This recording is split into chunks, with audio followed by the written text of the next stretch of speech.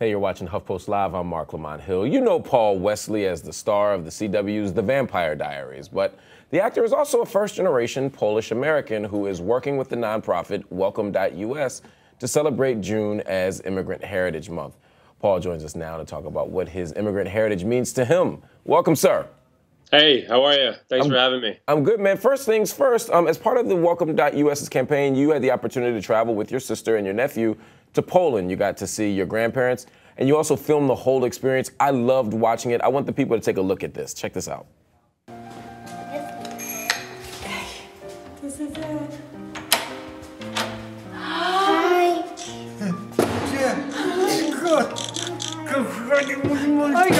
Oj, on ma taką ciężką torbę. But I'm also your grandpa. You are more handsome than I could imagine. Wow. What a beautiful video. Tell me what it means to you and how you want audiences to interact with it. What it means to me. I mean, it means a lot to me because I'm extremely close with my grandparents, and you know, they're getting older now, and I think my sister, she has, you know, 3 kids, and everyone's so busy, and it was one of these sort of last minute trips that for me was so special because we never knew if they would ever meet my nephew Henry, and for me it was just a glimpse into sort of the life of the generation that sort of put me on this earth, and the people that are responsible for me being here. And I know everybody has that, obviously, and so I guess for me it was just like a snippet. It was like a little glimpse of that, and maybe it'll let people appreciate their own heritage in a way.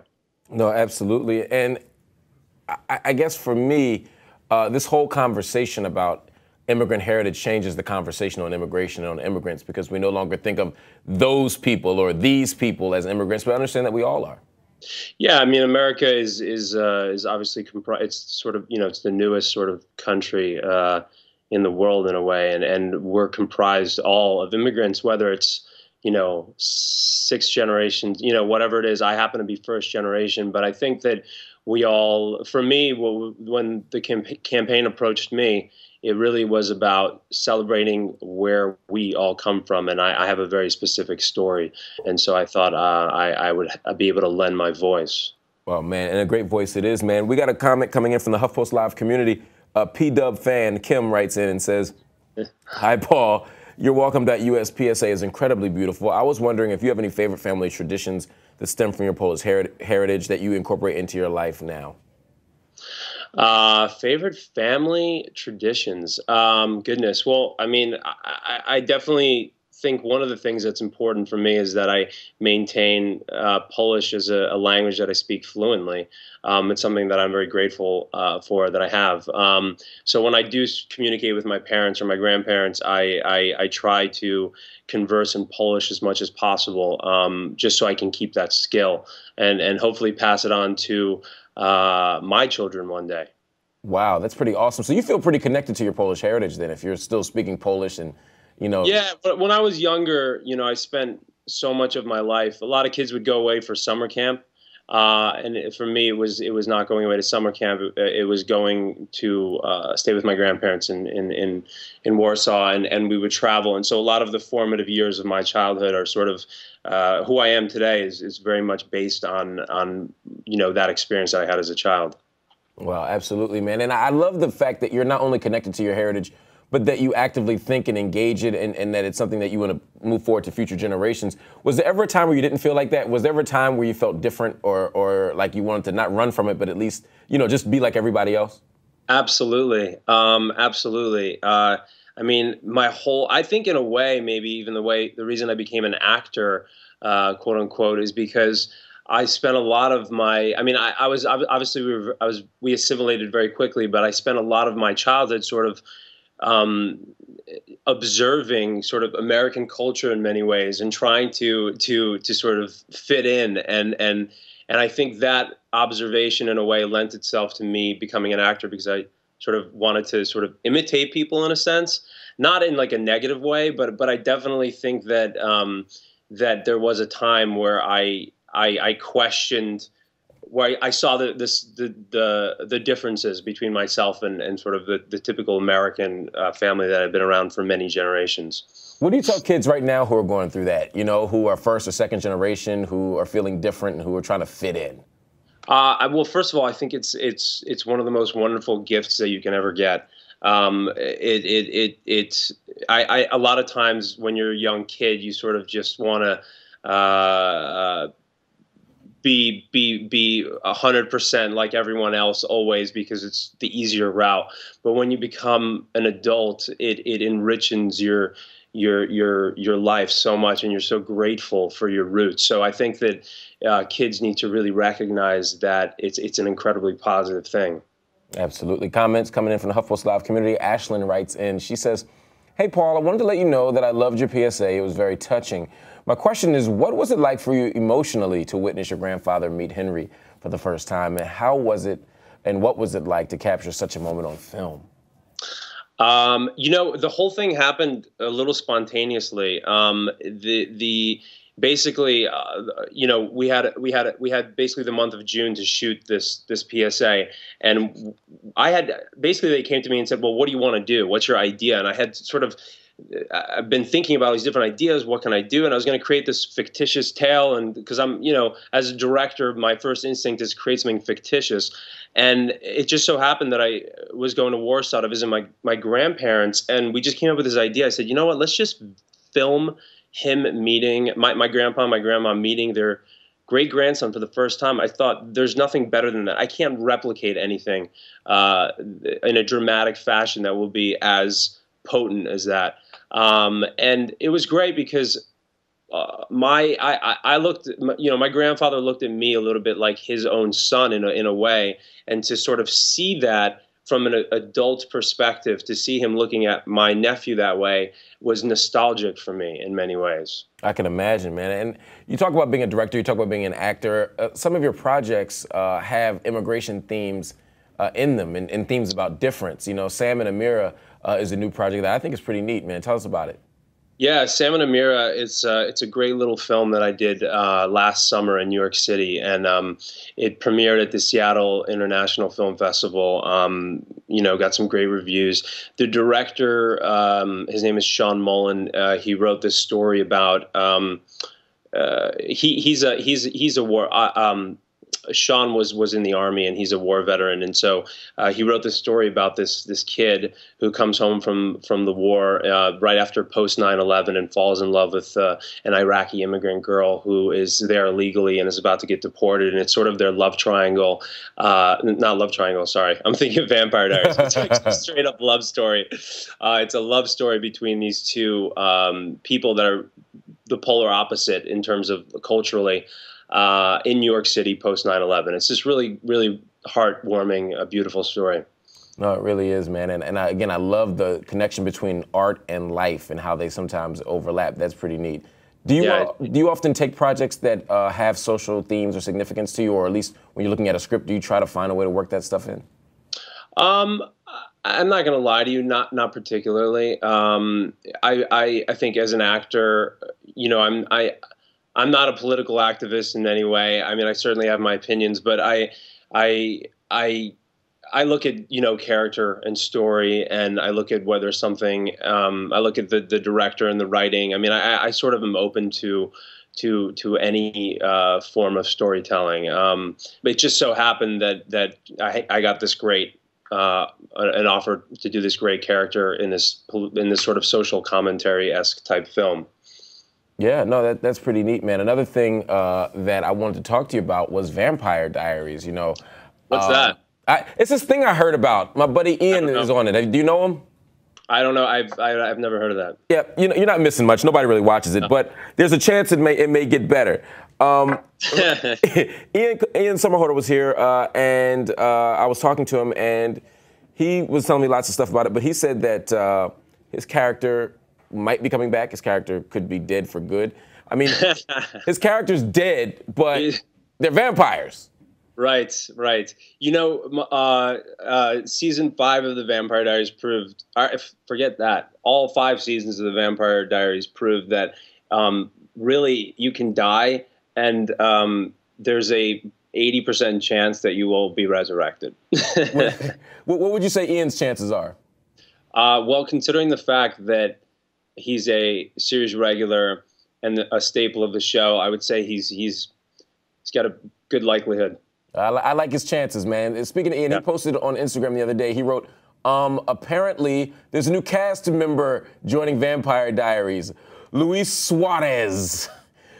That would be fantastic. Listen, I welcome him. Maybe he can come in for one of the episodes that I'm directing. Yes. I mean, I would love that. Look, he already knows how to bite, so he's halfway there. Right. Have you been watching the World Cup? I have. I saw that incident. Indeed, I have. I don't know. I've been watching the World Cup. Listen, I'm not a football. I'm going to say football. I'm not going to say soccer. I'm not a football fanatic. But when the World Cup comes on, I absolutely put that football fanatic jacket on and wear it proudly. And I wake up early and by early, I meant 9 a.m. the other day for West Coast time, which for me, when I'm on hiatus, is like that's like 6 a.m. for actors. It's a travesty. That's fun though, man. Hey, look, I'm not a football expert either. I just like to watch and yell and act like I know what I'm talking about. Yeah, I like to watch, and I like to be in the environment and get into it, and look, let's be honest, and drink beer. Hey, there's nothing wrong with that. Nothing wrong with that. Question coming in from the HuffPost Live community, man. Everybody wants to ask you questions. Amanda writes in, she says, will Elena make it without Damon? Is there a brewing romance between Caroline and Stefan? Will she make it? What does make it mean? I think she'll make it. She'll be fine. I think the end of Vampire Diaries, when this is my own personal thing. I think the season finale of Vampire Diaries, whenever that may be, is that, Damon and Stefan compel Elena to forget everything that ever happened. She goes back to being a human, and they walk off into the sunset, take off their rings, and burn. Wow. And then your other question, is there a brewing romance between Steph and Caroline? I think there's a brewing romance between Stefan and any character. I think Stefan should become a ladies' man. Hey, not a bad idea. Autumn writes in and has a question for you. She says, "Hi, Paul. My question is Steven going to have a harder time at the beginning of season 6 because of what happened to Damon or Stephanie? Or will he try to move on and help Elena as well?" I think she meant Stefan, right? Yeah, Stefan. That's what she meant. Yeah. Okay. Sorry, can we go back? I was too focused on the misspelling of Stefan that I actually missed the question. Yeah, so was I, because I read it and I was like, is there a character I don't know about? Okay, sorry, Autumn, that's my bad. Is Stefan going to have a harder time at the beginning of season 6 because of what happened to Damon? Or will he try to move on and help Elena as well? That's a very good question. I actually sat down with Julie Plec, the head showrunner, and I sort of was asking her what she thinks her interpretation of how Stefan is going to react to Damon's disappearance. And I don't want to honestly tease it too much because I think they came up with a really cool take on that, and I'd rather the audiences experience it firsthand. So I'm going to go ahead and plead the Fifth Amendment on this one. I agree, man. I think you should be very quiet on this as you work the script. And then when you direct episodes, you should bring some extra people on. Maybe, I'm thinking like a black internet host. I think that we can make something happen. Yeah, I mean, it's a natural progression of the script. I can't see it going any other way. That's all I'm saying. All right.